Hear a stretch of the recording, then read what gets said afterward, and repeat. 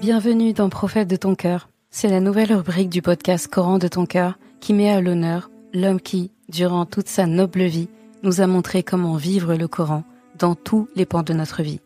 Chaque lundi, au travers d'épisodes courts et concis, tu découvriras ou redécouvriras les beautés du Coran comme elles ont été mises en application dans la vie du meilleur homme qu'ait connu le monde, notre Muhammad sallallahu alayhi wa sallam.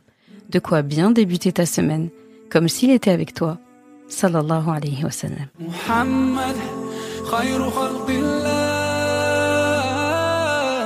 sallu ala rasulillah, habib al-Mustafa. Il y a un hadith que j'entends peu de personnes mentionner, expliquer, explorer, alors que c'est un hadith sahih, présent dans Al-Bukhari, et qui revêt finalement une beauté inégalable. Et c'est toujours au sujet du prophète sallallahu alayhi wa sallam. C'est un hadith où il s'adresse à nous, où il nous donne une recommandation parmi toutes celles qu'il nous donne, mashallah, et c'est le hadith suivant. Le prophète sallallahu alayhi wa sallam a dit, dans le sens, lorsque quelqu'un revient de voyage, qu'il apporte quelque chose comme cadeau, même s'il s'agit de simples pierres, et qu'il donne d'abord à ses filles avant de donner à ses fils. C'est un hadith que tu trouveras dans Sahih Bukhari. J'aime énormément ce hadith. Je pense que toi aussi qui l'écoutes, peut-être que tu l'apprends, peut-être que tu le connaissais, peut-être que tu l'avais oublié, ou peut-être que tu le connais très bien. En tout cas, avec cette rubrique du podcast, j'ai vraiment envie de mettre à l'honneur les hadiths du prophète sallallahu alayhi wa sallam qui sont régulièrement répétés, mais qu'on a tendance à prendre pour acquis, ceux qu'on doit juste se rappeler, ceux qu'on ne connaît pas assez, et ceux qui ont, et c'est le cas de tous en réalité, mais un fort impact avec notre ère aujourd'hui. Et ce hadith, il est très beau. Il est très beau parce qu'il touche énormément de dimensions, notamment la valorisation des filles, l'équité et la justice aussi. En termes de famille, on parle d'équité et pas d'égalité. La symbolique qui est autour du cadeau, que même un petit geste comme offrir quelque chose de modeste est valorisé en islam pour renforcer les liens familiaux, montrer l'affection, encore plus quand il s'agit de filles. Et tu as remarqué, ce qui est beau, c'est le fait qu'il précise, comme pour dire, à donner quelque chose, si tu dois choisir, donne à tes filles d'abord et après à tes fils. Ou bien, donne un peu plus à tes filles qu'à tes fils. C'est très très beau. Et on va explorer ça. Et c'est aussi là une valeur qui est mentionnée dedans et qui ressort, eh bien c'est l'éducation. L'éducation spirituelle qui est donnée. Le bel exemple ici qui est donné dans la manière d'enseigner aux enfants la reconnaissance des bienfaits d'Allah subhanahu wa ta'ala. Et ça reflète aussi la sensibilité du prophète sallallahu alayhi wa sallam envers tous les membres de sa famille, en particulier les filles. Et c'est pas un hasard si Allah subhanahu wa ta'ala a fait de sorte que ce soit ses filles, ces 4 filles qu'il ait vu grandir, et qu'Allah l'ait éprouvé par la perte, le décès en bas âge de ses fils. Alors, pour ce hadith, parce qu'il faut vraiment qu'on se penche dessus, il faut qu'on creuse là, il faut qu'on regarde, il faut qu'on zoome, il faut qu'on apprécie. Ici, ça c'est un hadith, un rappel prophétique qui est intemporel. Je pense qu'il marche à toutes les époques. La valorisation des filles. Le prophète sallallahu alayhi wa sallam ici, en recommandant de privilégier les filles lorsqu'un père, très souvent c'est aux hommes qui s'adressaient, mais ça vaut pour le père et la mère, mais ici l'accent est quand même mis sur le chef de famille, parce que c'est lui qui c'est lui qui a le plus de prédisposition à voyager plus souvent que son épouse. Donc ici, en recommandant de favoriser, privilégier les filles lorsque quelqu'un revient de voyage, eh bien ça montre un principe fondamental. Les filles ont une place éminente dans l'islam. Et il faut se dire que ce hadith-là, le prophète sallallahu alayhi wa sallam a prononcé ces paroles à une époque où les filles, les femmes étaient souvent dévalorisées, on le sait.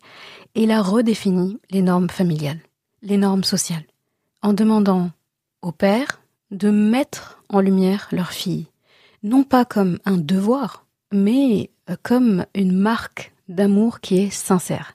Et le cadeau, tu sais, aussi modeste soit-il, eh bien ici ça devient un acte symbolique. Parce que en offrant quelque chose en priorité à sa fille, eh bien un père montre qu'il a pensé à elle, qu'elle occupe une place spéciale dans son cœur, même quand il est loin. Et ce geste qui a l'air anodin, parce que franchement quand on regarde, il a dit même quelques pierres en fait, même si c'est quelques pierres. Eh bien ce geste-là, qui paraît anodin, en apparence, ça renforce chez une fille le sentiment de sécurité affective. Et c'est ce qu'on demande d'un père. Ça reflète aussi une reconnaissance de la valeur de sa fille. Et ça, si c'est pas un ancrage émotionnel qui est fort, je ne sais pas ce que c'est. Et ça m'amène à parler de l'importance du père dans le développement de sa fille. Parce que pour qu'une fille grandisse avec une identité forte et équilibrée, eh bien, elle a besoin de recevoir 2 apports qui sont essentiels dans son environnement de famille, à mon sens. La première chose, l'apport de la féminité, si on peut dire, et de la guidance de sa mère. Parce que il lui faut une figure qui montre comment être une saliha. Et tu sais qu'est-ce que veut dire saliha? J'ai des épisodes à ce sujet, je te renvoie vers ces épisodes-là. Et elle a besoin en fait de ça. La deuxième chose, c'est qu'elle a besoin de la sécurité affective et la validation de sa personne par son père. Parce que son père est cette figure de protection, de stabilité et d'encouragement dont elle a besoin. Et en fait, le père joue un rôle unique dans cette construction de la confiance en soi de sa fille et par extension, la confiance en Allah. Plutôt la confiance en Allah et par extension, la confiance en soi de sa fille. Et c'est à travers sa relation avec son père qu'une fille apprend dès son jeune âge ce qu'elle mérite en termes d'attention et de respect, comment elle sera traitée dans les futures relations qu'elle va avoir, que ce soit amicales, maritales, professionnelles, etc. Et ça lui apprend dès son jeune âge aussi, c'est quoi sa valeur? C'est quoi sa valeur intrinsèque en tant qu'être humain, au-delà des stéréotypes sociaux, culturels et compagnie. Et un père qui est absent émotionnellement, même s'il est physiquement présent, eh bien il peut laisser à sa fille cette quête permanente de reconnaissance et parfois très mal orientée vers l'âge adulte. Alors qu'à l'inverse, un père qui est aimant, qui est impliqué vraiment dans le quotidien de sa fille, dans l'éducation de sa fille, eh bien il va ancrer en elle, construire en elle ce sentiment de sécurité. Vraiment, c'est une sécurité intérieure, c'est vraiment, c'est pas des blagues, hein. Et ça va ancrer ça et la capacité à établir des limites saines dans ses relations futures, comme j'ai dit, quelle que soit la relation. Et le rôle du cadeau, parce que parlons du cadeau, parce que professeur Salem a parlé de donner quelque chose, donc il y a un truc matériel qui est dedans. Eh bien, le cadeau, c'est un geste qui dépasse la matière ici. Dans ce hadith, le prophète sallallahu alayhi wa sallam recommande d'offrir un cadeau en priorité à nos filles, en retour d'un voyage. Donc, il y a des mots-clés ici. Un retour, voyage, qui dit voyage dit absence, qui dit cadeau dit quelque chose de matériel, et il définit à qui donner et en priorité à qui, et tout ça dans une forme d'équité. Eh bien, ce geste, il a une signification profonde. Ça dépasse même ce qu'on peut imaginer. Déjà, c'est une pensée qui va transcender l'absence du père ou de la mère. Parce qu'offrir un cadeau, aussi simple qu'il soit, ça signifie quoi à l'enfant? Ce que l'enfant entend, ça peut être ça. Eh bien, même en mon absence, tu étais dans mes pensées. Mon amour pour toi ne connaît pas de distance. Pour une fille, cette attention particulière de son père, eh bien, ça nourrit un sentiment de sécurité affective et de valeur personnelle. Je parle en connaissance de cause. Ça va avoir comme haute signification un acte réparateur aussi. Parce que l'absence physique d'un des parents, surtout du père, qui est la sécurité de la famille, eh bien, même si c'est temporaire, ça peut parfois créer chez l'enfant, surtout chez la fille, un manque émotionnel. Eh bien, en ramenant un cadeau, le père, quelque part, peut compenser, ou le parent, peut compenser cette absence, en fait, et réaffirmer à son enfant son rôle protecteur et bienveillant. Et autre chose aussi, en termes de signification pour ce geste-là de cadeau, eh bien c'est une preuve d'attachement en fait. Parce que contrairement aux mots qui peuvent être éphémères, qui peuvent s'oublier, voilà, qu'on n'écoute pas des fois, eh bien le cadeau c'est un objet qui reste, même quelques pierres, d'accord ? Et ça nous rappelle aussi que les enfants finalement ont besoin de peu et se contentent de peu, c'est le geste qui les intéresse. Eh bien ça, ce cadeau-là, qui est un objet qui reste, eh bien ça vient rappeler à la fille, là en particulier, qu'elle a une importance particulière. À chaque fois qu'elle va voir ce cadeau, et on sait comment les filles elles aiment collectionner ce qu'on leur offre, eh bien ça va lui rappeler l'amour, la considération de son parent. Et donc, quand on parle de ça, on se dit et au quotidien. Parce que si un geste recommandé après un voyage, comme celui-là, est demandé par le prophète sallallahu alayhi wa sallam, eh bien, que dire de la vie quotidienne ? Que dire de la vie quotidienne ? Chaque jour est une opportunité pour un parent de valoriser ses enfants avec des paroles gentilles, douces, des gestes d'affection, un intérêt sincère. Voilà, un intérêt sincère pour ses enfants. D'accord ? La symbolique du coup du cadeau, ça peut se traduire au quotidien par des compliments sincères, comme « je suis fière de toi », « t'es précieuse à mes yeux » ou « tu es précieux à mes yeux ». Allah a fait de toi une bénédiction dans ma vie. Alors cette dernière phrase-là, Allah a fait de toi une baraka dans ma vie. Essaye ça avec un de tes enfants, tous tes enfants même, et tu vas voir. Regarde juste leur regard s'allumer, clignoter, tout ce que tu veux au moment où tu dis cette phrase. Et bien sûr, il faut la dire avec sincérité. Mais ça a de la valeur en fait. Donc par des gestes d'affection aussi. Des gestes d'affection simples, un sourire, une caresse sur la tête, une écoute attentive. Tu vois, tout ce que je viens de dire, tu parles même pas. Quand tu souris, t'as pas besoin de parler. Une caresse sur la tête, c'est silencieux. Une écoute attentive, là, c'est le silence par excellence. Et bien tout ça, l'enfant, il l'oublie pas, il le retient, il sait en fait. Il sait reconnaître ça. Papa ou maman, quand je parle, ne me coupe pas la parole. Me laisse aller jusqu'au bout, même si ce que je dis, des fois, tient pas la route. Papa, maman, me sourit en fait. Quand ce que j'ai dit le mérite. Rigole, ne se retient pas de rire aux éclats. Comme le prophète sallallahu alayhi wa sallam, quand on parlait de son rire, on a l'impression qu'on décrit le rire d'un enfant. Les compagnons disaient que quand il riait, on voyait ses canines, ses molaires. Qui sourit, on voit ses molaires. C'est un grand sourire, c'est un grand rire, ça. C'est le rire d'un enfant, c'est les enfants qui rigolent en ouvrant la bouche d'une manière très expressive et on aperçoit carrément des fois toute la dentition. C'est pour dire qu'il y a des moments en fait où il faut redescendre au niveau de l'enfant. Et en réalité, on ne redescend pas, on s'élève. Parce qu'on le prend avec nous en même temps. On l'élève avec nous. Donc, l'amour, l'attention qu'un parent donne à sa fille, surtout le père, encore une fois, la relation père-fils c'est quelque chose, eh bien ça devient cette armure invisible. C'est vraiment ça, ça devient une armure invisible que cette fille va porter tout au long de sa vie. C'est pas éphémère, tout au long de sa vie. Et cet amour sincère, ces gestes qui sont attentionnés, ça va la préparer. Ça va la préparer à être une femme équilibrée, une femme confiante, une femme pieuse, une saliha, tout simplement.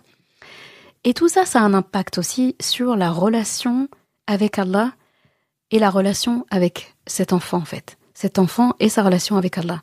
Parce qu'un père, volontairement, je parle du père et de la fille ici, mais ça peut s'étendre aussi aux garçons. Eh bien, un père qui valorise sa fille, eh bien, il lui enseigne indirectement la valeur qu'elle a aux yeux d'Allah subhanahu wa ta'ala, en lui montrant qu'elle mérite attention, respect, amour, rahma, mawadda, eh bien, il lui inculque qu'elle a un créateur qui l'a honorée et qui l'aime plus encore.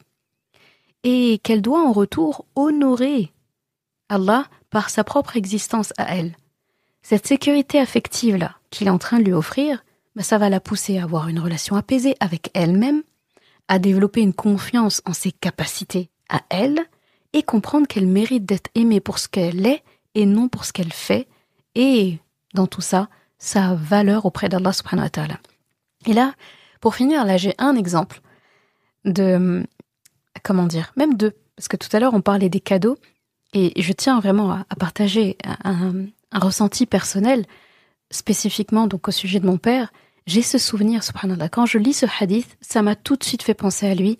Et quand je repense à ce souvenir de mon propre papa, qu'Allah le préserve et le récompense, eh bien en fait, quand je lis ce hadith après, la chose qui m'est venue à la bouche tout de suite, c'est Sadaqa Rasulullah. Rasulullah sallallahu alayhi wa sallam a dit la vérité. Il a dit la vérité. C'est vrai, ça fait quelque chose. Il a raison de le dire. Mon père l'a appliqué, et une fois quand je lui ai parlé de ce hadith, il m'a dit, je ne connaissais pas ce hadith. Il m'a dit, je l'ai appris, je ne le connaissais pas. C'est la première fois que je l'entends.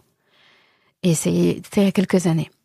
Eh bien, chaque fois qu'il voyageait, systématiquement, il revenait toujours avec un bijou. C'était son truc. Un bijou pour moi, un bijou pour mes sœurs. J'ai 2 sœurs. Qu'Allah les préserve. Un bijou pour mes sœurs. Mes 2 jeunes frères, parce que je suis l'aînée, mes 2 petits frères avaient aussi toujours un cadeau, quelque chose, un jouet, un vêtement ou quoi que ce soit. Et nous, on avait toujours ce bijou. Alors encore plus quand ils revenaient de Umrah, etc. Alors là, on y avait droit. Un bijou en or en plus. En or. Et c'était une paire de boucles d'oreilles, un bracelet, quelque chose de fin. C'était vraiment très simple. C'était pas le gros bijou qu'on voit à des kilomètres. Voilà. Et on pourrait dire, il revenait avec ça. Et si c'était pas un bijou, parce qu'il a pas pu, il revenait avec quelque chose, mais c'était important pour lui de le faire. Eh bien, je me rappelle, petite fille, ado, et même grande, je me rappelle de l'effet que ça me fait. Je me rappelle, quand papa vient et rentre, je suis très contente de le retrouver. Je sais que je vais avoir mon petit cadeau, et ça ne diminue rien au fait que je suis quand même contente de le voir. Et il y tient, en fait. Et c'est un moment de partage, l'enfant attend. Et l'enfant, c'est important. Moi, derrière ce cadeau, et je comprends, derrière ce cadeau, au-delà du cadeau même, parce qu'à force de recevoir une paire de boucles d'oreilles ici, etc., au bout d'un moment, on peut se dire, bon, allez, toujours, c'est bon, je suis plus... c'est-à-dire, les bijoux ne m'impressionnent plus. C'est pas ça l'effet que ça fait. L'effet que ça fait, au fur et à mesure, c'est, papa, il m'oublie pas. Papa, en fait, il est pas ici, mais il pense tout le temps à moi. Papa, même quand je suis pas là, en mon absence, il pense à moi. Il pense à me prendre quelque chose qui a de la valeur en plus. Il pense au moment où il va pouvoir me le donner. Il pense au moment où je vais pouvoir être encore plus jolie avec ce bijou. En fait, papa, il est là, en fait. C'est ma sécurité. C'est ma sécurité. Alors, imagine. Donc, ça, c'est quelque chose qu'on peut inculquer. Moi, j'essaye d'inculquer ça avec mes enfants. Donc, j'ai ma fille aînée, qui est l'aînée en plus. Donc, c'est encore plus important de valoriser un aîné. Et en fait, je lui donne... un cadeau quand je reviens de quelque part, pas forcément un voyage encore plus, mais même quand je reviens de quelque part où j'ai aimé, je sais pas, je suis allée au salon de quelque chose, je reviens avec quelque chose. Parfois, voilà, la plupart du temps, je reviens un truc pour elle et un truc pour ses 2 frères. Et parfois, parce que j'ai enseigné ce hadith à mes enfants, par moment, je vais faire exprès de ne revenir qu'avec un cadeau pour ma fille. Et exprès pour éduquer ses frères, de se dire... j'ai pu lui ramener qu'un cadeau et je l'ai donné à votre sœur. Et ils comprennent très bien ça. C'est peut-être que la première fois, ils étaient un peu étonnés. Oui, mais moi, j'ai rien eu. J'ai dit, mais regarde la joie dans les yeux de ta sœur. Regarde comme elle est heureuse. Et parfois, je pousse même le bouchon plus loin. Je donne à mes fils pour qu'ils donnent à leur sœur. Regarde, maman, elle a ramené ça pour toi. Et c'est trop beau parce que c'est un moment de partage. Après, bon, faut pas faire ça tout le temps d'affilée. La fois d'après, les garçons ont quelque chose. Mais c'est très important l'ordre ici. Et c'est Rasulullah sallam qui l'a dit. Il a donné cette recommandation, cet ordre en fait. Il a dit faites. Faites, il n'y a pas besoin qu'il nous dise c'est obligé par la force que tu veuilles ou non. Il a dit juste dit faites. Faites, ça veut dire fait en fait. Comme Allah subhanahu wa ta'ala dit, ce que Rasulullah sallam vous a demandé, vous a donné, faites, prenez. Et ce qui vous a dit de laisser, arrêtez, laissez. Fantahu, arrêtez. Voilà. Donc, وَمَا آتَاكُمُ الرَّسُولُ فَخُذُوهُ وَمَا نَهَاكُمْ عَنْهُ فَانْتَهُوا. Donc ce que Rasulullah sallallahu alayhi wa sallam vous a donné, prenez. Donc ce qu'il vous dit, ce qu'il vous explique, tout ce qu'il nous donne, prenez. Et ce qui vous a interdit, il dit fantahu, arrêtez.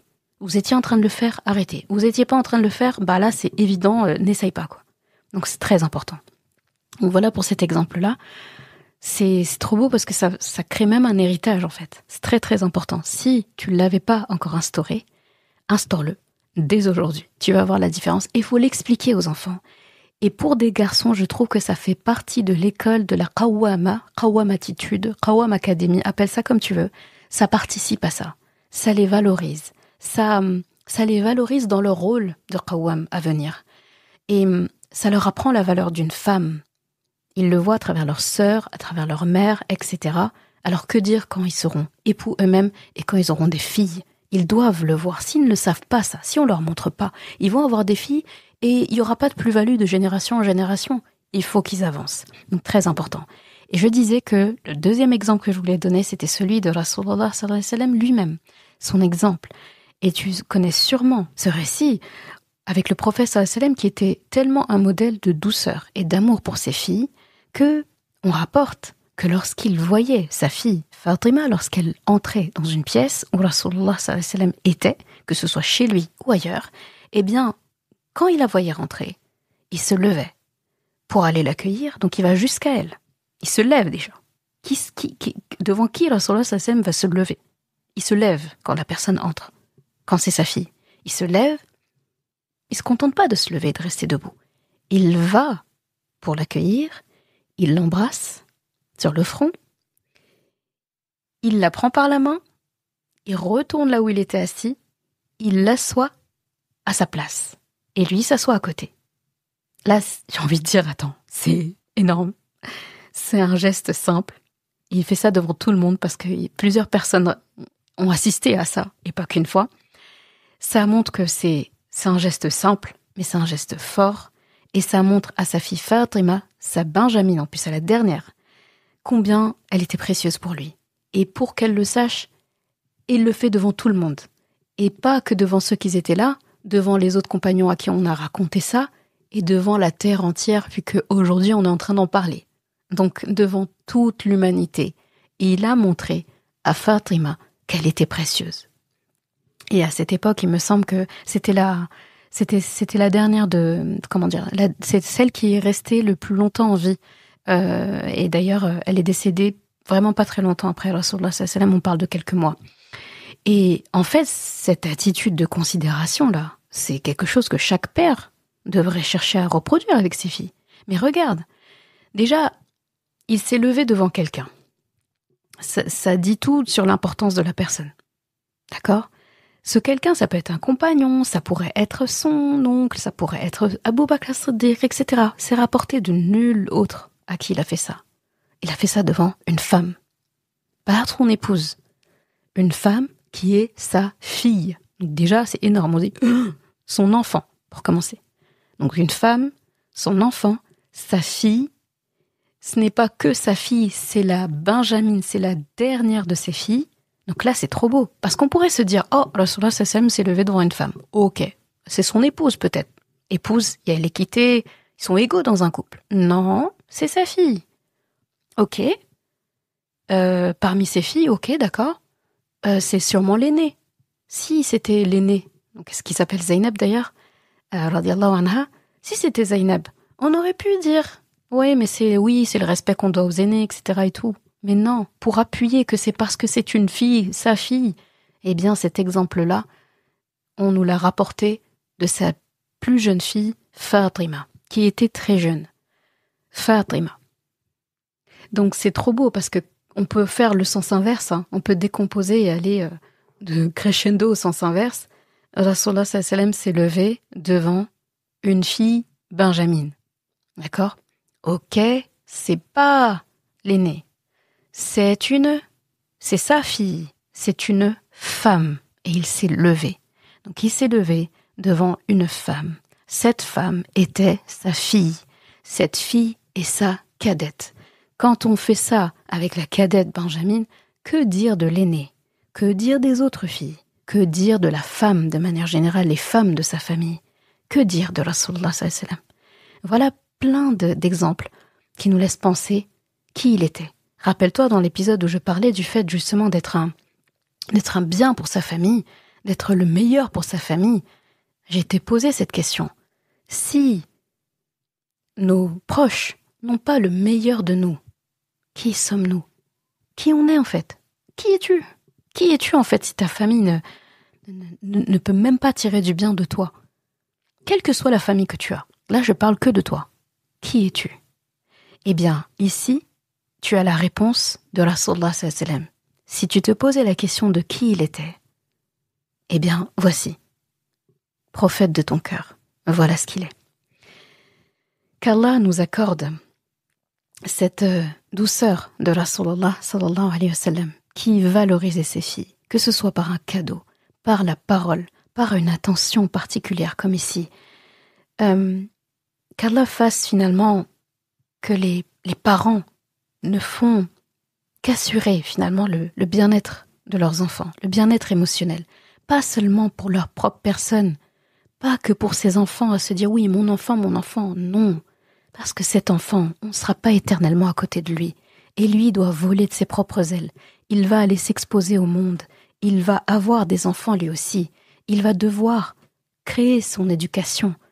Sur quelle base va-t-il le faire s'il ne sait pas, et s'il n'a pas eu? C'est pas garanti qu'il trouvera sur sa route des gens qui vont pouvoir lui donner ce qu'on ne lui a pas donné.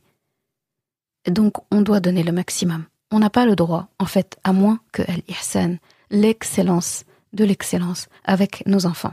Donc, qu'Allah nous facilite à suivre cette tradition prophétique, à avoir des familles équilibrées, où chaque membre se sent aimé, chaque membre se sent valorisé. Walhamdulillahi Rabbil Alamin. وَمَا أَرْسَلْنَاكَ إِلَّا رَحْمَةً لِلْعَالَمِينَ. Et nous ne t'avons envoyé que comme rahma pour l'univers.